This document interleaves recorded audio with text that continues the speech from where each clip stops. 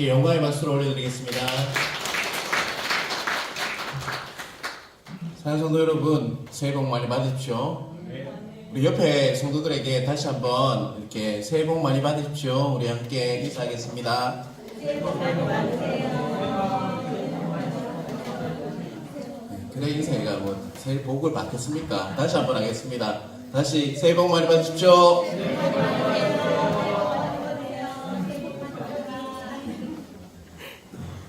복 많이 받으십시오, 진짜로. 근데 그 복은요, 하나님이 주시는 복이어야 합니다. 세상 복이 아니라요, 하나님이 주시는 복으로 가득 차서 정말 충만하시길 간절히 기도하겠습니다. 오늘 주보에 이렇게 보면요, 오른편에 보면 뭐가 나와 있습니까, 여러분? 오른쪽 위쪽에 우리 로고, 새로 만든 로고가 나와 있죠. 자, 예, 자, 하영 가족과 함께 이렇게 말씀하시는데요. 하양중앙교회 위에 뭐라고 적혀 있습니까, 여러분? PPT도 한번 보여주시고, 예, 뭐라고요? 하나님이 기뻐하시고 성도가 행복한 교회가 하양중앙교회가 되길 바랍니다. 저는 자주 그런 질문을 합니다. 하나님께서 기뻐하시고 우리가 행복한 교회는 과연 하나님 어떤 것입니까? 라고 질문을 할 때가 많습니다. 여러분도 그런 질문을 던져보신 적이 있으십니까, 여러분? 과연 어떤 교회가 좋은 교회이고 또 어떤 교회가 참된 교회인지에 대한 질문이 있으십니까, 여러분은?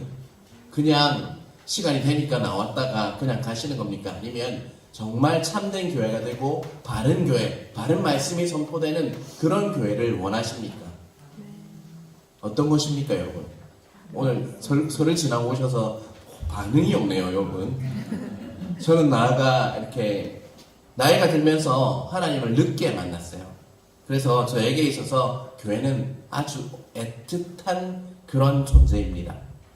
왜냐하면 아주 힘들고 추울 때, 날씨가 힘들고 추운 게 아니라요, 마음이 가장 추울 때, 그리고 하나님께서 친히 내 삶에 찾아오셔서요, 따뜻하게 안아주시고 또 싸매주시고 회복시켜주신 곳이 바로 교회이기 때문에 저는 교회라는 단어만 들어도요, 애틋한 마음이 들 때가 있습니다.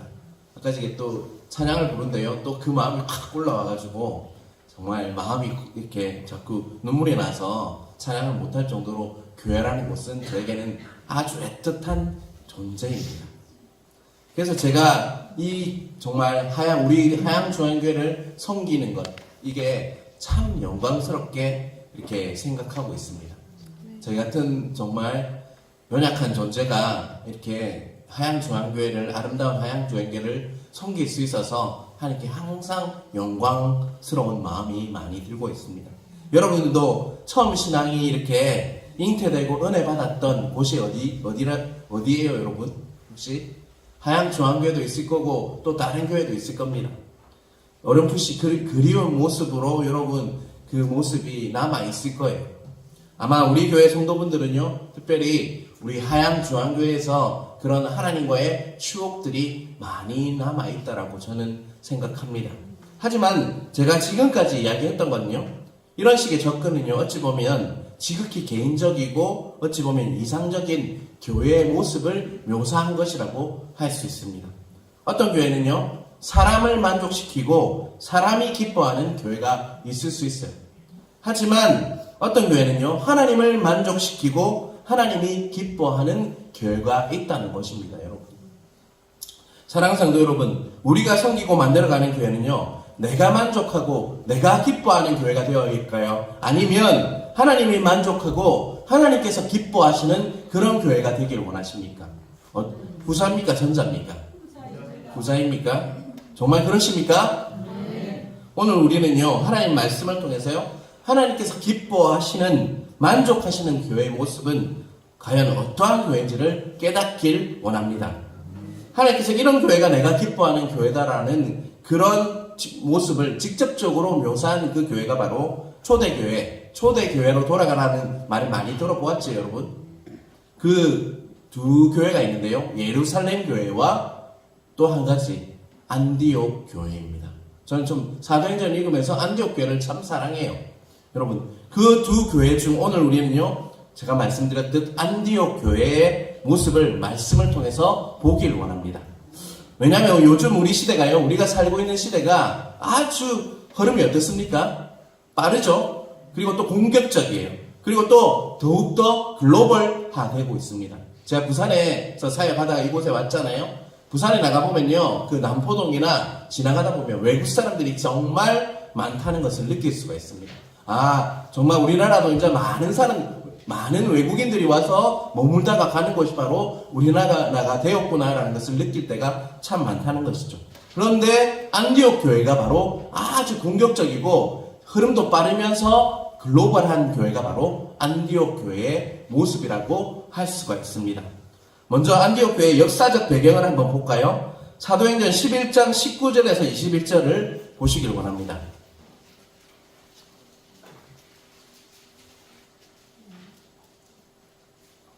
PPT가 뜰 겁니다.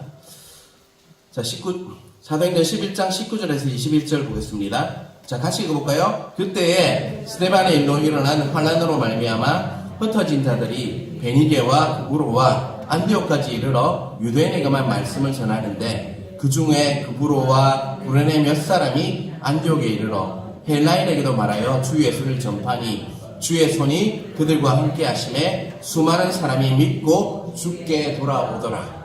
자, 19절의 앞부분에 보면요, 어떤 일이 일어났다라고 얘기하고 있죠? 스데반의 일로 일어난 환란은 뭘까요, 여러분? 스데반이 순교한 거예요. 순교했어요. 그래서 박해가 막 시작된 겁니다.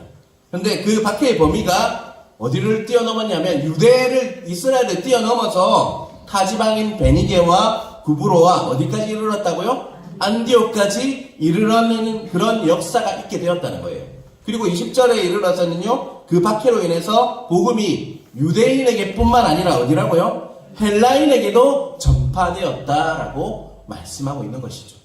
다시 말해서 이 박해로 인해서요, 예루살렘에 모여있던 성도들은요, 이방 나라까지 이렇게 이주하게 되었고요, 이렇게 박해가 있으니까 어떻게 했을 것 같습니까? 피해서 다른 나라로 갔다는 거예요. 그곳에서 전도를 하다가 박해의 손길이 그곳까지 미치게 되니까 또 어떻게 했을까요? 또다시 다른 나라로 가게, 그래서 흩어지게 되었다는 것입니다. 따라서 유대주의자들의 박해가 복음을 어떻게 하는 효과가 있게 됐다는 것입니까? 전 세계로 확산하는 그런 계기가 되었다라고 말씀하고 있는 것입니다.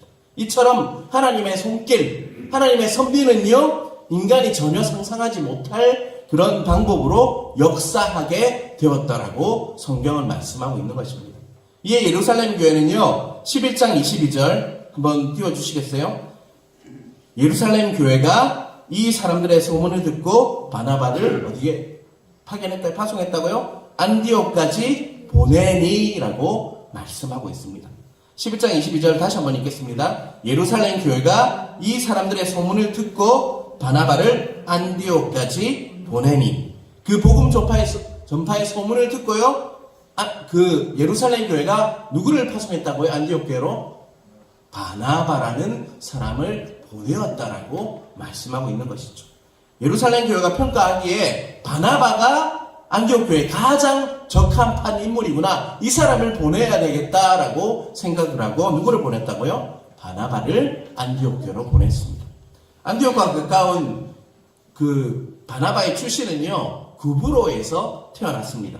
구브로는요, 지금 지명으로 하면요, 사이프러스라는 그 공화국, 키프로스 공화국 사이프러스라는 그 지역이에요.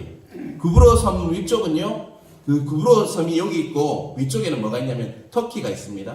그리고 오른편에는 가자 지구 들어봤죠? 팔레스타인 지역이 있어요. 그리고 밑에는 아프리카 끝이 있어요. 자, 여기 보세요. 어디가 이렇게 있어요. 터키는 어디입니까? 지금 유럽으로 속해 있지만 아시아의 끝이에요. 그리고 오른쪽에는 이스라엘이 있죠. 그리고 밑에는 뭐가 있습니까? 아프리카가 있었어요. 유럽과 아시아와 아프리카의 그 트라이앵글 지역에 있는 지역이 어디라고요? 바로 구브로였어요. 그래, 구브로에 있으면 어떤 일이 일어날까요? 타문화 사람들이 많이 들어오게 됐죠. 그죠? 아프리카 사람들도 왔다 지나가게 되고, 유럽 사람들도 오게 되고, 아시아 사람들 왔다 갔다 하면서 어릴 때부터 바나바는 뭘 경험했을까요? 어떻게 했을까요? 바나바는 많은 문화와 언어를 접하게 했고요. 무엇보다 안디옥에 가까웠기 때문에 누구보다 안디옥 상황에 이렇게 잘 정통한 자가 바로 바나바였어요. 그 당시 주류였던 또한 헬라 문화와 헬라 언어에 능통한 자가 바로 바나바였습니다. 근데 바나바의 별명이 뭡니까, 여러분? 성경에 보면요, 바나바는 위로와 격려의 사람으로 안디옥에서 교회에 이렇게 목회를 할 수 있었다는 것입니다.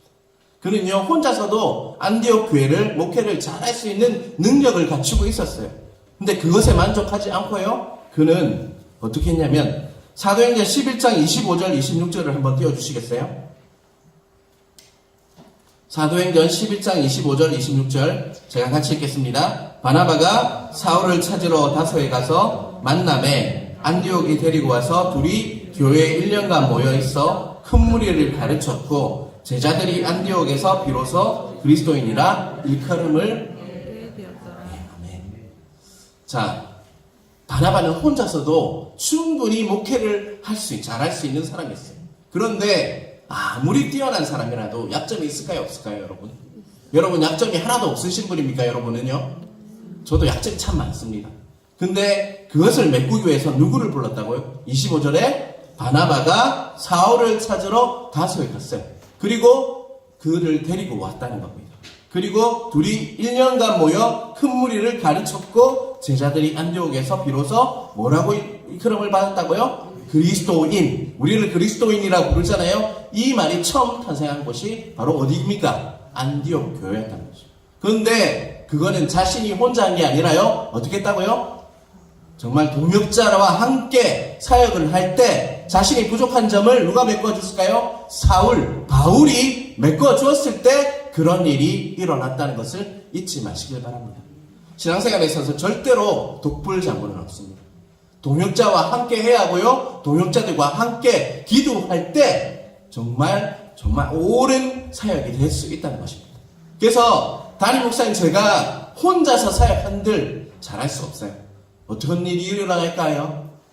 여러분이 기도해 주시고 함께 할 때 정말 귀한 사역이 이루어질 수 있다는 것을 이 오늘 안디옥 교회의 모습을 통해서 보시길 바랍니다. 자, 그렇다면 오늘 본문으로 한번 돌아볼게요. 13장 1절을 보겠습니다.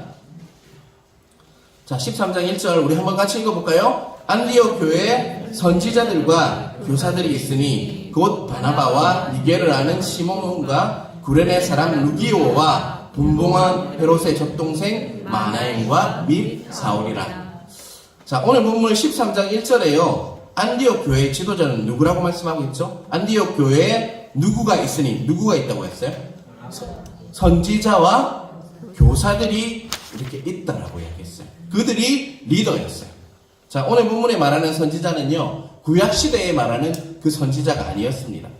자, 오늘 에베소서 4장 11절 12절을 제가 읽겠습니다. 그거 어떤 사람은 사도로, 어떤 사람은 선지자로, 어떤 사람은 복음 전하는 자로, 어떤 사람은 목사와 교사로 삼으셨으니 이는 성도를 온전하게 하여 봉사의 일을 하게 하며 그리스도의 몸을 세우려 하심이라. 다시 말해서 그들은요, 성령의 인도하심으로 하나님의 말씀을 선포하는 자가 바로 뭐라고요? 선지자라고 하고 또 교사라고 했습니다. 구약시대의 선지자 개념이 뭐였어요? 하나님으로부터는 계시를 받아서 이렇게 성도들에게, 많은 사람들에게 뭐 하는 자였어요? 전하는 자였다면, 이제는 세례 요한 이후에는요, 그 선지자라고 하는 것은요, 구약 성경을 연구해서 그 당시 상황에 접목해서 그것을 메신저 역할을 전하는 자가 바로 선지자였습니다. 그리고 교사는요, 뭐였을까요? 교사는 여러분이 잘 알듯이 무엇을 가르쳤을까요? 구약 성경을 잘 가르치는 자가 바로 교사였다는 것입니다. 사랑하는 성도 여러분, 안디옥 교회의 지도자들은 어떤 사역을 맡아서 주로 했던 자였습니까? 두 가지를 통해서, 선지자, 교사를 통해서 뭘 맡아서 사역했습니까, 여러분? 하나님의 말씀을 맡아서 사역을 했던 자가 바로 그 교회의 리더였다는 것입니다. 여러분, 그래서 여러분, 교회의 리더로 서기 위해서는요, 자신이 말씀을 배우고 연구하고 묵상하고 큐티하고 말씀을 자기 걸로 만들므로 해서 사람들에게 그 말씀을 영향력을 끼치는 사람이 바로 리더로 서야 한다는 것입니다. 그 시대는요, 또 19장에, 사도행전 19장에 보면 어떤 일이 일어났냐면, 바울의 손수건을 얹기만 하면 어떤 일이 일어났어요? 귀신이 나가고 병이 고쳐지는, 성령이 이렇게 불같이, 성령의 역사가 불같이 임하는 시대였는데, 그 당시 그런 시대에 뭔 사역을 했다고요? 무슨 사역을 했다고요? 말씀 사역이 주로 이루어졌던 리더들이 임했다는 것입니다, 여러분. 다시 말해서 안디옥 교회는요, 말씀을 선포하고요, 말씀을 가르치는 선지자와 교사가요, 영적 흐름을 주도했던 교회가 바로 안디옥 교회라는 것입니다. 그래서요, 안디옥 교회의 특징 첫 번째는요, 바른 말씀을 가르치고 선포함으로요, 성령의 역사가 불같이 임했던, 말씀과 성령의 역사가 조화를 이루었던 교회가 바로 어디라고요? 안디옥 교회라는 것입니다. 무엇이든지요, 조화와 균형이 참 중요합니다. 우리 교회도요, 조화와 균형이 이루어져야지 정말 아름다운 교회가 될 수 있습니다. 우리 신앙도 마찬가지인데요, 말씀만 치중해도요, 자칫 신앙이 어떻게 되십니까? 딱딱해질 수 있습니다. 그렇지만 또 성령님의 은사나 결과만을 치중하게 되면 어떻게 될까요? 교회가 질서가 없어져요. 은사 위주로 가면요, 은사주의에 빠지게 되고 신비주의에 빠질 경향이 있다는 거죠. 그래서 교회는요, 말씀과 뭐가 이루어져야 합니까? 성령님의 그 역사가 조화를 이룰 때 정말 아름다운 성령의 기름 부심이 탄탄하게 이루어져서 교회가 조화 균형을 이루는 아름다운 교회가 될 수 있다는 거 잊지 마시기 바랍니다. 그런 교회가 우리 하양중앙교회가 되길 간절히 바랍니다, 여러분. 13장 1절을 다시 한번 볼게요. 안디옥 교회에 선지자들 교사들이 있으니 곧 바나바와 니게르라 하는 시몬과 구레네 사람 루기오와 분봉왕 헤롯의 젖동생 마나엔과 및 사울이라.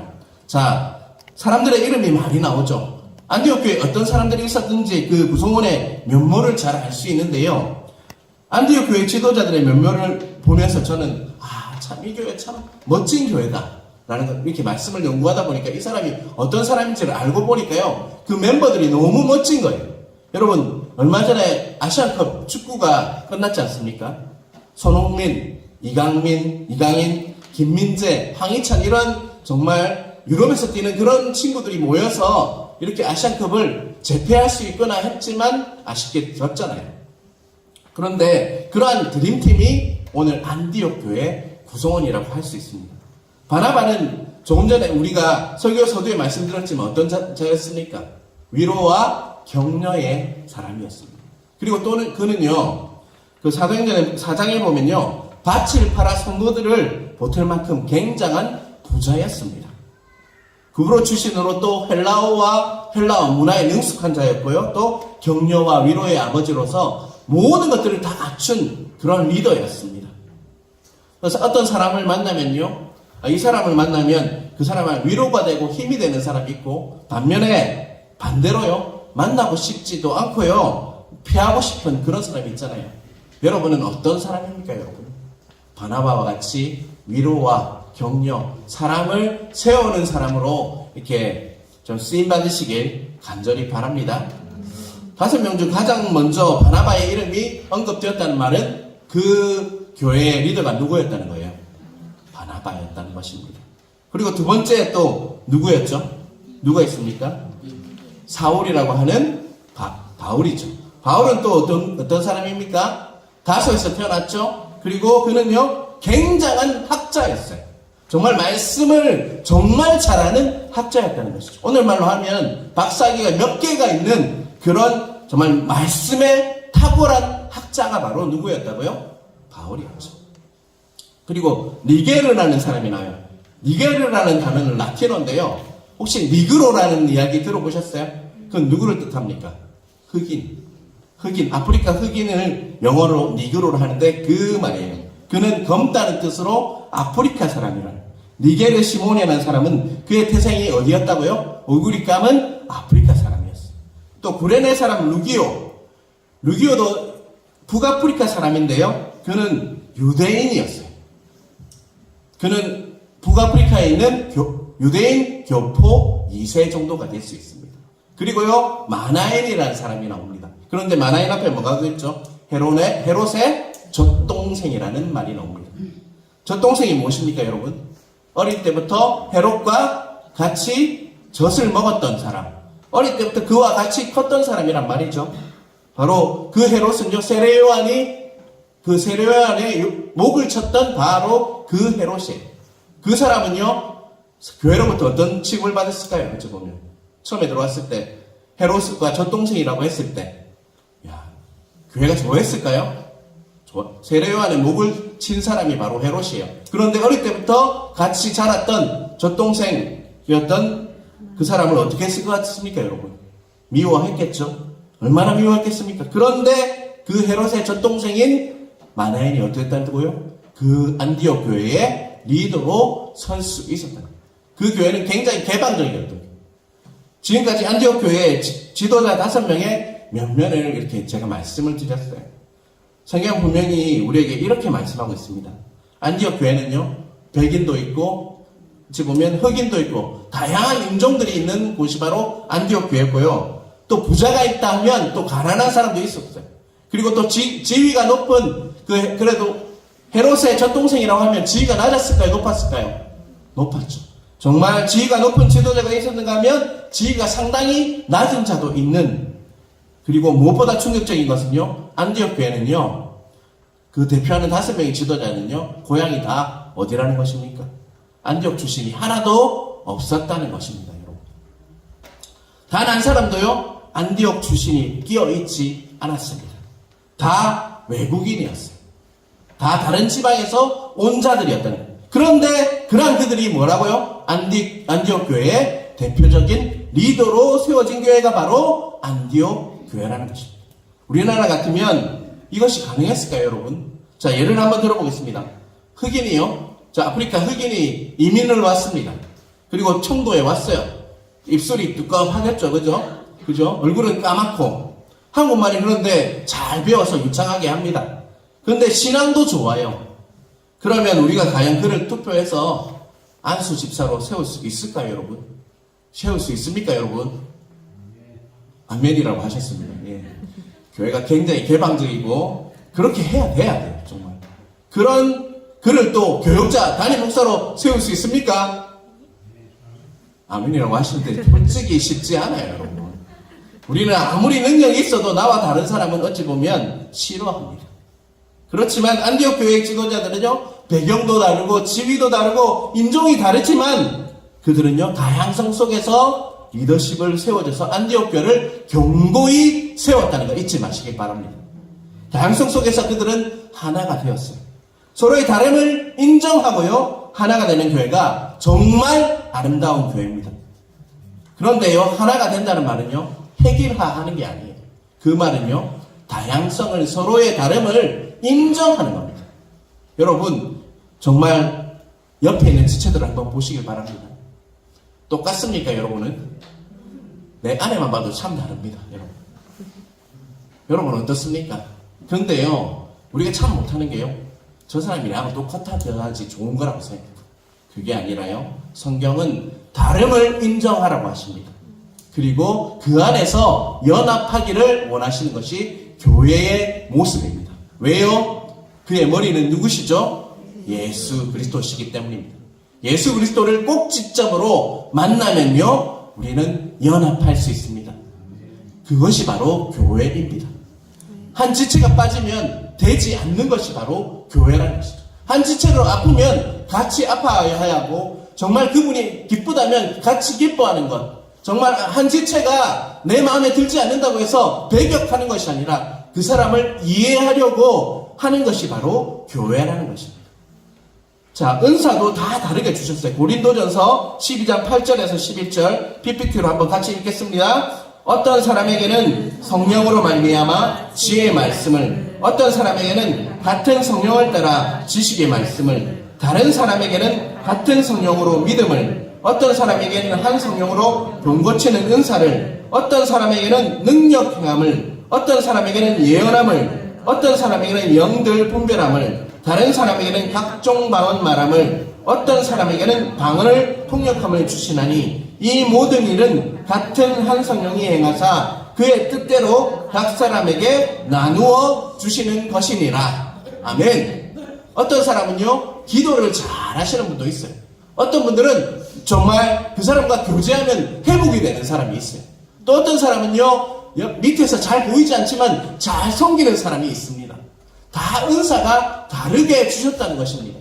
저 사람은 왜 내가 하는데 니는 안 해? 이 마음이 아니라요, 나와 다르다는 것을 인정하시길 바랍니다. 자, 믿음의 분량도 다릅니다. 로마서 14장 1절에서 3절까지 말씀 보겠습니다. 자, 같이 읽겠습니다. 믿음이 연약한 자를 너희가 받되 그의 의견을 비판하지 말라. 어떤 사람은 모든 것을 먹을 만한 믿음이 있고 믿음이 연약한 자는 채소만 먹느니라. 먹는 자는 먹지 않는 자를 업신여기지 말고 먹지 않는 자는 먹는 자를 비판하지 말라. 이는 하나님이 그를 받으셨음이라. 믿음이 어떻다고요? 다 똑같다고요? 절대 그렇지 않습니다. 어떤 사람은 연약하지만 어떤 사람은 믿음이 하나님 보시기에는 어떨지 모르겠지만 우리가 보기에 좋은 사람도 있습니다. 여러분, 서로를 이해하시기 바랍니다. 부유한 사람이나 가난한 사람이나 젊은 사람이나 늙은 사람이나 공부를 많이 한 사람이거나 못한 사람이거나 그리스도 안에서 차별이 없고 서로의 다양성을 인정하는 것을 전제로 우리는 하나가 되는 것을 연합한다라고 말씀하고 있습니다. 서로의 다양성을 인정하는 것은요, 전제로 하나가 되는 것이 바로 연합이라고 할 수 있습니다. 에베소서 4장 13절 우리 함께 읽겠습니다. 우리가 다 하나님의 아들을 믿는 것과 아는 일에 하나가 되어 온전한 사람을 이루어 그리스도의 장성한 분량이 충만한 데까지 이르리니. 정리해보면요, 안디옥 교회는 어떤 교회인 것 같습니까, 여러분?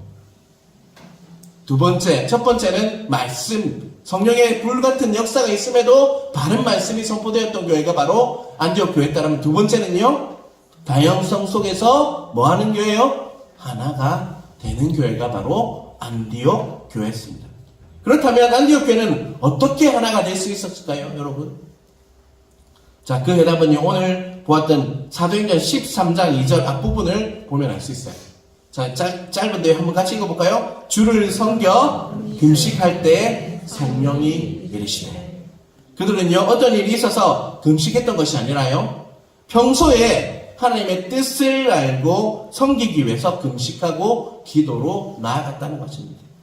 우리가 어떤 일이 생겨야지 기도하잖아요, 우리는요.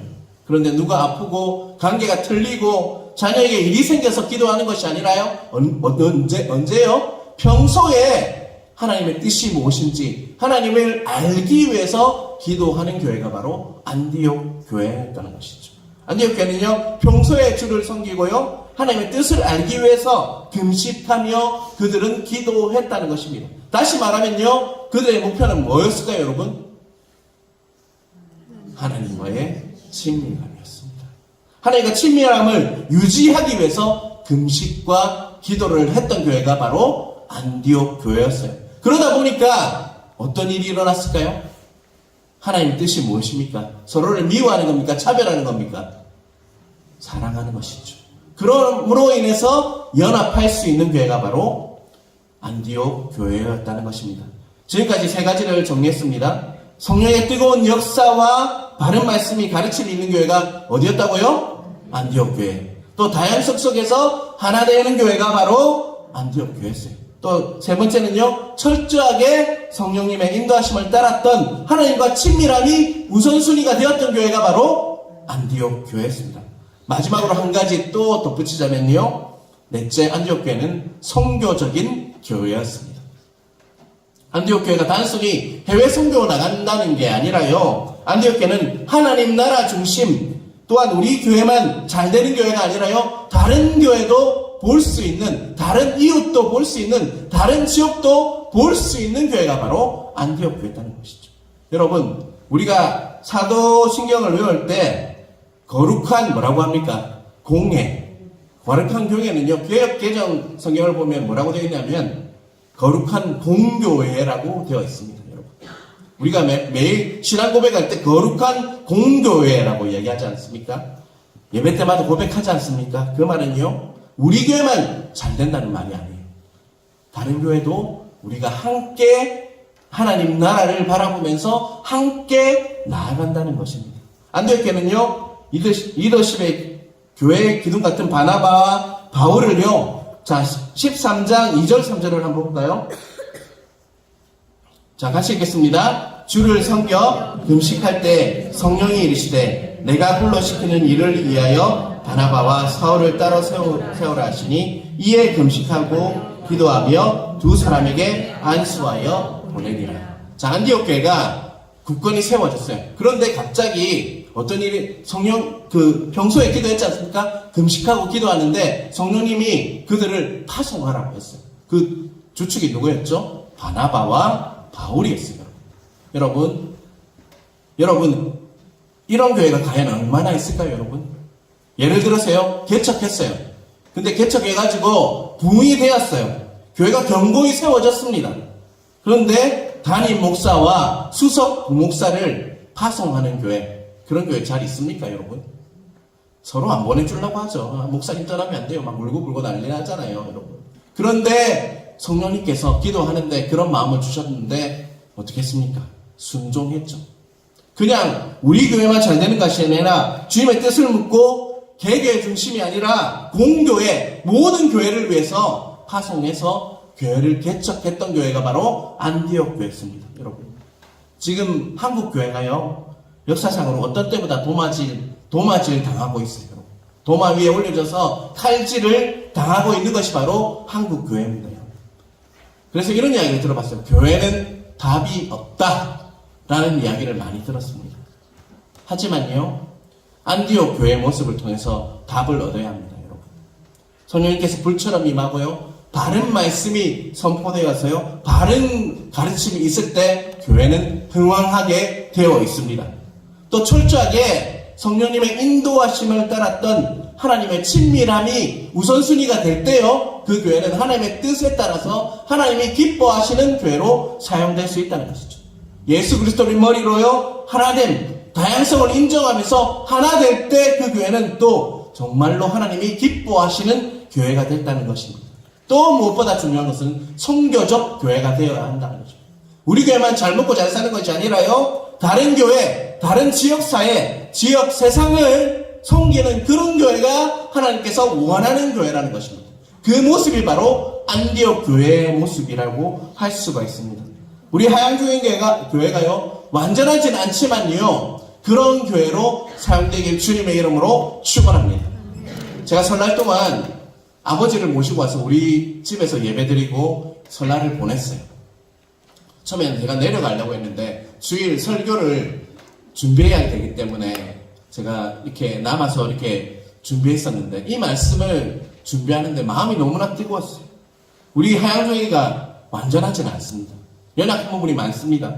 하지만 하나님께서는 이미 성령의 기름 부으심을 하셔서 바른 말씀의 선포와 또 이미 다양한 사람들을 우리에게 주셨습니다. 세상의 빛과 소금의 역할을 하양조용교회가 분명히 감당할 겁니다. 그런데 한 가지 부족한 것이 있어요. 꼭 요구되는 것이 있습니다. 우리 하양조용교회를 위해서 더 기도하는 것입니다. 기도가 부족합니다. 찰나의 뜨거움이 아니라요, 지속적으로 우리 하양조항교회를 위해서 기도할 때 하나님께서는 우리 교회를 사용하실 것입니다. 세상은 교회가 답이 없다고 하지만요, 그것을 이렇게 왜 저런 말을 할까 제가 곰곰이 생각해 보니까 그들은 아는 것 같아요. 답이 교회라는 것을 아는 것 같아요. 그래서 세상이 정말 교회가 답이 없다고 말하는 것, 역설적으로 쟤들이 교회가 답이라는 것을 알기 때문에 저렇게 말하는 거구나 라는 그런 마음이 들었습니다. 여러분, 우리 하양조항교회가 초대교회 안디옥 교회처럼요, 하나님께서 진정으로 기뻐하시고 모든 성도가 다 행복해하는 교회, 정말 하나님께서 사용하시는, 하나님께서 기뻐하시는 교회 되길 주님의 이름으로 축원합니다. 자, 오늘 악보를 하나 넘겨드렸는데요, 여러분 다 보이십니까? 우리 가사 한번 읽어볼까요? 사람이 넘치기보다 사랑이 넘치는 교회, 섬김을 원하기보다 섬김의 기쁨을, 세상이 주목하기보다 주님이 주목하는 교회, 화려한 겉모습보다 중심이 주를 향한 교회, 주님이 피로 사신 아름다운 교회, 서로를 사랑하므로 하나 되는 교회, 주님이 머리 대신 거룩한 교회, 우리 함께 만들어가요. 내 작은 생각보다도 하나됨의 세상에 알려지기보다 서로를. 여러분 이 찬양 들어보셨습니까? 혹시 들어보셨다고요? 제가 부목사 때 제가 신방을 또 많이 하는 그런 신방을 이렇게 하는 교구 목사였잖아요. 제가 이 찬양을 누가 USB를 줬는데 이 찬양 듣고 정말 펑펑 우는 적이 있어요, 여러분. 제가 이런 교회 참 만들고 싶다. 정말 교회를 세우고 싶다. 그래서 개척을 준비했었어요. 근데 참 내 마음대로 되지 않죠? 여기 하양중앙교회 왔는데요. 우리 교회가 이런 교회가 됐으면 좋겠습니다. 자, 이 찬양은 여러분 잘 모르시기 때문에 한번 틀어볼게요, 제가.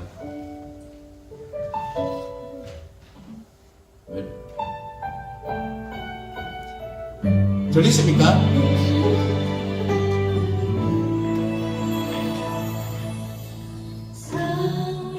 사랑이 넘치기보다 사랑이 넘치는 교회, 섬김을 원하기보다 섬김의 기쁨 알아가는 교회, 세상이 주목하기보다 주님이 주목하는 교회, 화려한 겉모습보다 중심이 주를 향한 교회, 주님이 이루사신 아름다운 교회, 서로를 사랑함으로 하나 되는 교회, 주님이 머리 대신 거룩한 교회, 우리 함께 만들어가요.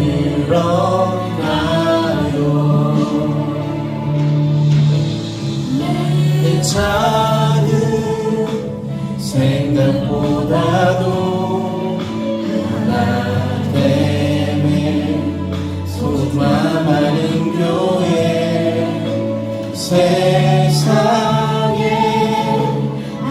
알려지기보다 서로가 서로 깊이 아는 교회, 주님이 피로 사신 아름다운 교회, 서로를 사랑함으로 하나 되는 교회, 주님이 머리 대신 거룩한 교회, 우리 함께 만들어가요.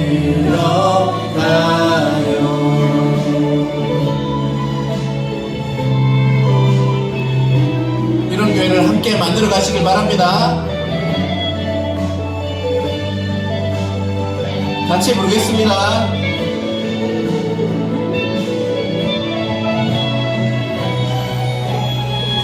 주님이 피로 사신 아름다운 교회, 서로 사랑함으로 하나 되는 교회, 주님이 머리 대신 거룩한 교회, 우리 함께 만들어가요.